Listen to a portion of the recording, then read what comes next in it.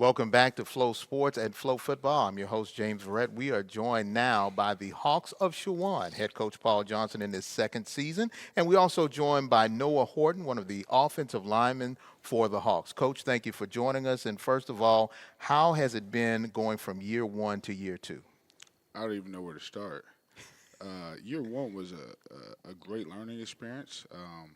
It taught me a lot. When you go 0 and 10, if you don't learn anything, then something's wrong.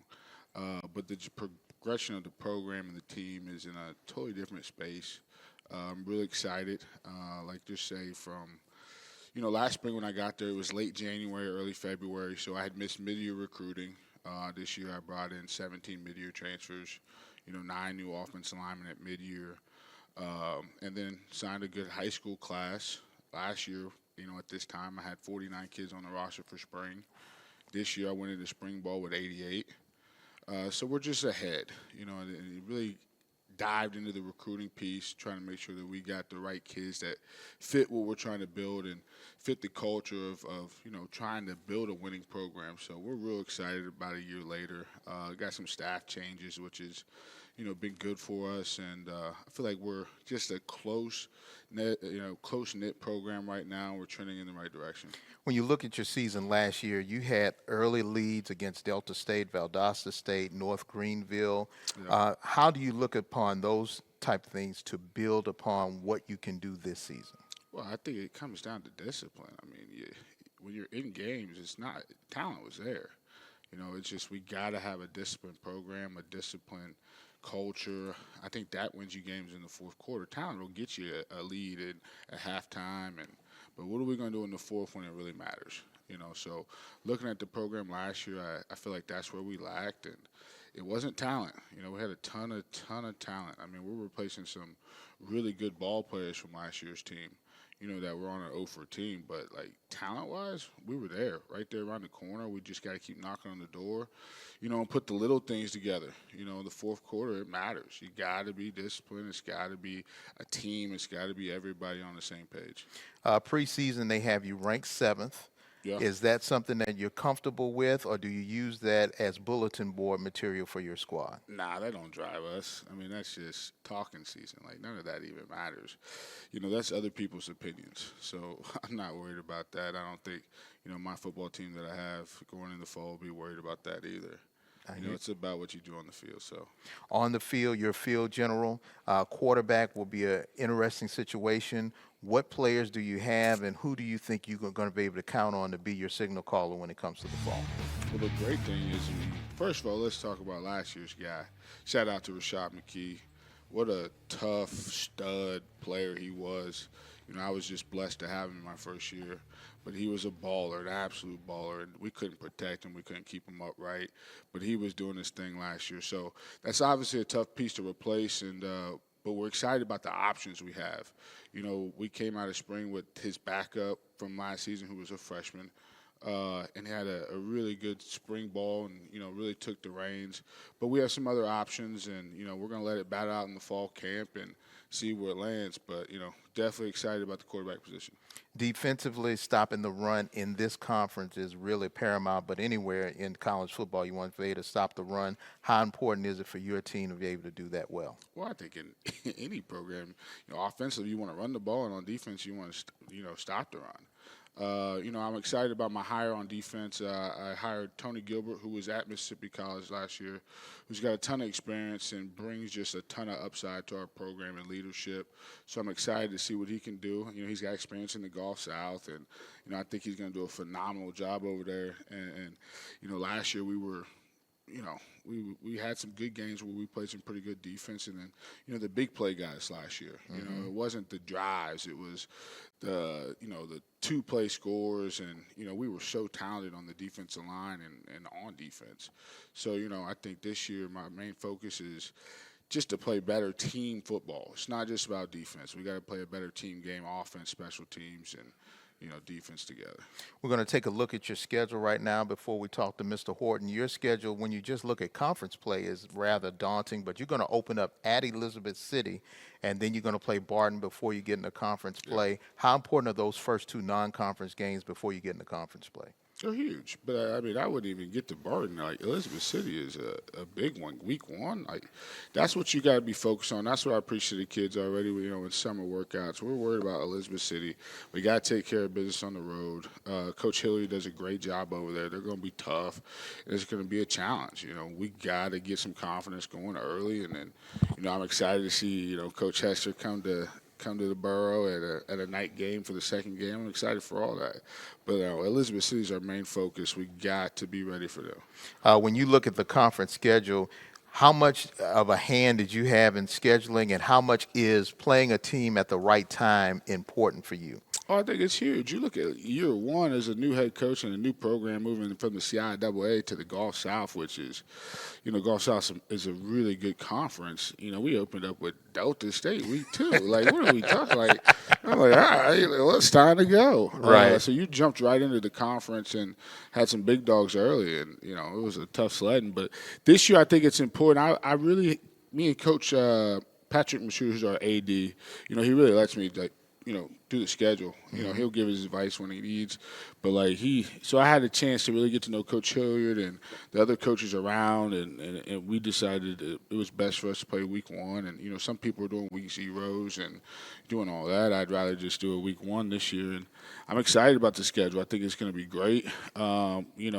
We got Mississippi coming to our house instead of us having to go down there to them. But we still got to turn around and go to Delta. Mm-hmm. So we got some long trips, and travel is definitely a challenge. But, I think we'll be more prepared for it this year because we understand what it is. That first time when you had to make those trips on the road, how much did you learn about yourself and about your team? Well, I learned a ton about both. Who I had on the bus was important. But I learned who I had in my building, okay? Like what kind of program I actually had right now with the travel. About myself, I actually really enjoy traveling. Now, I don't like getting back on late Sunday night after the game, but I really enjoyed it. It's good to play at these other stadiums. I mean, I think, if you're looking at the conference, it's an enjoyable conference to travel in. Like, you get to go to West Georgia. That's a good experience for the kids. You pull up to this beautiful place, and, it's a great atmosphere. It's like a really, really cool thing for the kids to see these other stadiums and these other programs. And, I enjoyed it. I really think it's a good opportunity to, see other venues. Let's talk about this young man that we have over here, Mr. Horton. What can you say about this young man as an offensive lineman and as a student? Well, you got to think, I've had Noah Horton. When I was at the University of Charleston, I recruited Noah Horton out of Fork Union. And then, I obviously ended up at Chowan a few years later, and was really blessed when I called him when I got the head job to get him back. So we're excited about the progress he's made in the weight room, and looking forward to his junior year. I think he's going to be an absolute stud for us this year. We just got to keep grinding. But he's a smart football player, tough. When I recruited him out of Fort Union, he's nasty. He's going to be physical. That's in his nature. So I'm excited and want to see him just punish people this year and really have a good year. Noah, first of all, this offseason, you took it upon yourself to make some adjustments physically and lifestyle-wise. Could you explain to the folks what you did? Yeah, just really running in the morning, 30 minutes of cardio. Then in the afternoon, I'm going lifting weights every single day. I also did a lot of landscaping over the summer too, running the weed eater. So all that, just outside, just being active, moving, trying to eat right, drinking nothing but water, just made me like shed weight. I hear you. So what was the end result for you as far as shedding weight? Wherever did you start, and where are you now? I played last season about 425, and then now I'm 365. You've got some defensive linemen that are feeling real good about themselves. If they moved you a little bit, they said they moved a 400-pound guy. Yeah. Yeah. So as far as your mindset going into this season, what have you tried to change outside of your weight to try to make yourself a better offensive lineman? Just doing like everyday drills, trying to, really focus on the little details, trying to get really better at what I do. Yeah. I hear you. Now, you come from a football family. You have a younger brother that plays at Indiana. I mean, Indiana Indiana. University.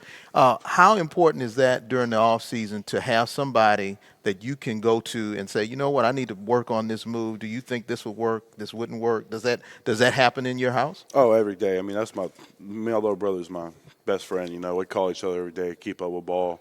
He's just like me. I mean, I'd say he's a glorified O lineman over there, but he's super physical, super good kid. I mean, that's little bro, but, you know, I look up to him too. You know, I really pay attention to everything that he does, try to figure out what he does right, what he does wrong. But, I'm really excited for him. I hope he has a great year. What did you learn about yourself and about your team last year going through the Gulf South for the first season? It's different, you know, because I was at Charleston. Definitely playing in the MEC was, you know, just playing in the Gulf South is way different than the MEC. But yeah, just the playing in away games. I mean, I love it. It's the best. It's like real football. I understand that. When you look at the goals for this year's team, and you're one of the team leaders, what have you told the younger guys and the guys who will have their first opportunity to play? What is the goal for the Hawks this year? I'd say just, you know, focus on like win. Just focus on, you know, stop worrying about all the other stuff and, you know, really lock into what we got going on. We're trending upwards, and, you know, if everyone just buys in, like we're all in the boat, we'll be fine. Offensive linemen sometimes have a second communication skill. You have a way that you talk to your quarterbacks, your running backs, but to each other, you have your own language. How much have you worked with your fellow offensive linemen to try to not only keep your quarterback upright, but have a good, strong offensive output this year?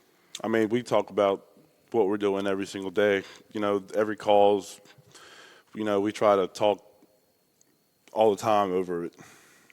I hear you. Now, I hear that you like to eat, but you don't like to cook. But you have an apparatus that's your go-to thing. What is your go-to thing? Wings. Wings? Yeah. What device do you use to cook your wings? Oh, yeah, air fryer, man. Air fryer. The air fryer. So did you have to put the air fryer aside on the weight loss plan? Yeah, believe it or not, I was a lot of Chipotle. Eating a lot of Chipotle. Shout out Chipotle. Shout out Chipotle.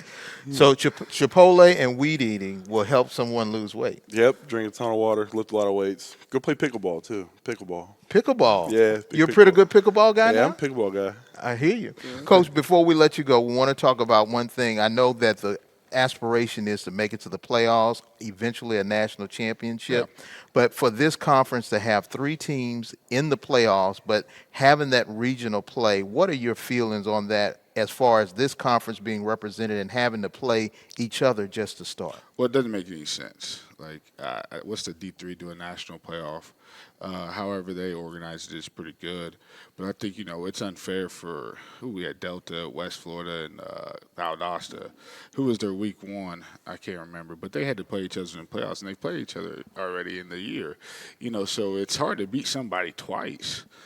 And I think, you know, if I'm looking at the conferences, like the Gulf South's got like some of the best programs in the country. And for them not to be able to like get out of the region to actually compete against the other so-called best teams in the country is unfair, in my opinion. You know, because if you look at, I could talk to Delta, Valdosta, and West Florida. It's people don't want to play them. People aren't scheduling them out of conference. Like they probably struggle to get a game if they have one open. So I think it's something that needs to be looked at. I think it's something that needs to be fixed. I would like to see it be fixed so that you can actually see some other teams play each other, like to where it's not, oh well, we got West Florida and Delta State. Right. You know, I think who West Florida lose to in there? Was it Delta in the playoffs? Yeah.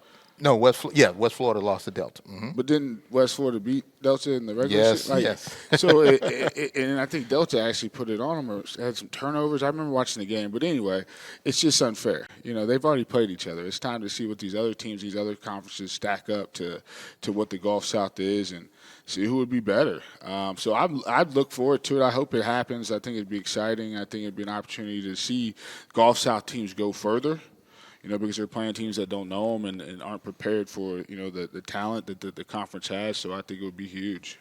All right, Coach Johnson, Mr. Horton, thank you so very much. Stay tuned. When we come back, we'll have more of the 2024 Gulf South Conference Football Media Day right here on Flow Sports and Flow Football.